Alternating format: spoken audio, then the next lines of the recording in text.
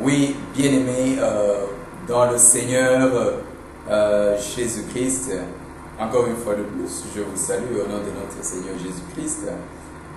C'est encore une nouvelle opportunité que le Seigneur nous accorde pour vous souhaiter des bonnes choses en ce moment, un moment de bénédiction, un moment de joie, un moment où nous devons nous rappeler continuellement que les choses ne peuvent plus demeurer comme c'était avant. C'est-à-dire nous devons nous adapter au changement. Et c'est votre humble serviteur, apôtre Patrick Tabernacle.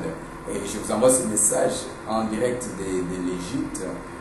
Dans le cadre de notre programme que nous appelons en anglais Kingdom Business, et en français on l'appelle Affaires du Royaume. Affaires du Royaume, nous parlons de tout ce qu'il y a, comment le Royaume de Dieu est organisé, comment le Royaume de Dieu doit être établi, doit être élargi sur la terre, au milieu des nations, comment nous devons nous organiser, comment l'Église doit participer dans la société, comment l'Église doit accompagner le développement social. Parce qu'il y a tellement de choses qui se passent, que, vous savez, un peu une parenthèse, vous savez que nous avons la distinction de critiquer, nous particulièrement les pentecôtistes, nous critiquons les Saint-Esprit, mais nous oublions que même la Bible que nous prêchons, il y a eu des gens peut-être qui n'ont pas marché dans cette dimension, mais qui nous ont aidés à collectionner tous ces manuscrits et à les mettre ensemble afin que nous puissions avoir la Bible. Alors nous devons aussi les honorer et les respecter. C'est-à-dire parmi ces gens, il y a aussi les ressortissants des églises catholiques, ainsi de suite. Honorons-les. Parce que s'ils n'avaient pas travaillé, ils n'avaient pas fait des recherches pour trouver ce que nous avons comme manuscrit aujourd'hui, nous ne pouvons pas sur quelle Bible nous allions nous baser. C'est-à-dire, c'est des choses que nous devons grandir, bien-aimés dans le Seigneur. Alors, grandir veut aussi dire que nous devons être matures et comprendre, apprécier les gens selon leur juste valeur, selon la grâce que Dieu leur a accordée. Alors, pour tous ceux qui marchent encore dans les plans de vouloir nuire aux autres et photocopier les gens, ça veut dire cloner les gens, et tout le clonage spirituel. Bien aimé, si quelqu'un était en train de manipuler votre image, que vos identités sont manipulées spirituellement, votre argent ou quoi que ce soit, le temps est arrivé, tout ce qui vous appartient doit vous revenir au nom de Jésus-Christ. Alors, nous sommes là, nous n'allons pas laisser le temps aux agents des ténèbres. Alors, tous les captifs doivent être libérés. Alors, je salue en passant tous les hommes de Dieu africains et en particulier tous les hommes de Dieu congolais et les ingrédients de l'éternel. C'est-à-dire, quand je parle des ingrédients, je parle des musiciens, des adorateurs, et en particulier les adorateurs congolais. Que Dieu vous bénisse, les Mama Lombongo, les pasteurs Moïse Bié, les Michael Lambaye, les frères Patrice, et toutes ces personnes. Et que Dieu vous bénisse et que Dieu continue à vous inspirer pour que vous puissiez comprendre qu'il y a des endroits où l'évangile est encore désiré. Il ne faut pas que vous puissiez rendre cet évangile coûteux, c'est-à-dire et les pauvres ne puissent plus avoir accès à l'évangile, que ça ne puisse pas devenir l'évangile, le Jésus des riches, parce que c'est maintenant, vous voyez, pour déplacer quelqu'un comme Benny Hinn, il va vous demander des centaines de milliers de dollars, machin. Alors imaginez, le pauvre ne peut pas avoir accès. Mais Jésus a quitté le ciel. Il est venu sur la terre gratuitement. Combien nous avons payé pour qu'il puisse venir sur la terre? Nous ne le considérons pas. Mais il a payé le prix. Il a voulu s'humilier. Il n'est pas venu comme les anges que nous voyons, que les anges peuvent descendre avec les ailes. C'est-à-dire, il est venu dans le modèle le plus simple. Il a voulu naître comme un enfant ordinaire, mais avec une mission spéciale. Alors, serviteur de Dieu, ingrédient de l'éternel, simplifions la mission, comme l'apôtre Paul dit, que quand je suis chez les Grecs, je suis grec, quand je suis chez les Juifs, je suis juif, quand je suis parmi les pauvres, je me fais pauvre, et quand je suis parmi les faibles plutôt, je me fais faible pour gagner plus, c'est-à-dire tout ça, je suis tout, partout, pour gagner un plus grand nombre, c'est-à-dire nous devons et apprendre à nous intégrer et à comprendre les différents milieux, pas seulement directement vous inviter, on vous invite dans un milieu qui a besoin, qui est un nouveau lieu pour l'évangile.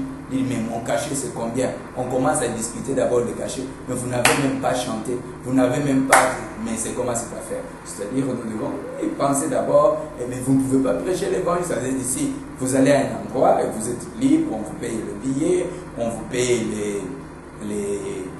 votre séjour, et ainsi de suite. Rendez d'abord le ministère et laissez que Dieu puisse vous bénir.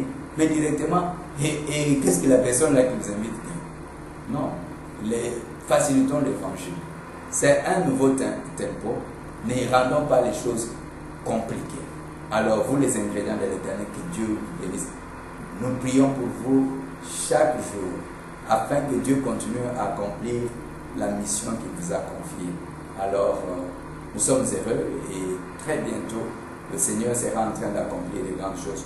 Tous les journalistes qui sont en train de faire un travail merveilleux de la mobilisation et nos autorités politiques, nous prions et nous les bénissons aussi. Mais dans l'entretemps, nous disons aussi à tous ceux qui amènent les jugements par-ci par-là, bien-aimés dans le Seigneur, nous devons un peu comprendre certaines choses. Et non, on a mené Wera, on a mené Kofi Olomide. Dites-moi, si aujourd'hui Kofi Olomide met l'offrande dans votre église, il envoie et vient que non, le Seigneur m'a touché, je suis convaincu que je dois donner 100 000 $ dans l'église, il donne ces 100 000, vous allez les lui retourner parce que c'est Kofi. Alors, si l'occasion lui est offerte, c'est-à-dire, vous savez, ce n'est pas Kofi a ses frères, il a ses soeurs, et Wera a ses frères, il a ses soeurs, il a une famille. Alors ça ne veut pas, vous pouvez être chrétien aujourd'hui, mais peut-être votre parent est dans la magie ou bien il est dans d'autres choses. Ça ne veut pas dire que vous devenez des ennemis. Alors toutes ces personnes peuvent être, ça veut dire c'est leur choix. Ils sont païens comme nous les appelons, mais cela ne peut pas couper nos relations. Je donne l'exemple.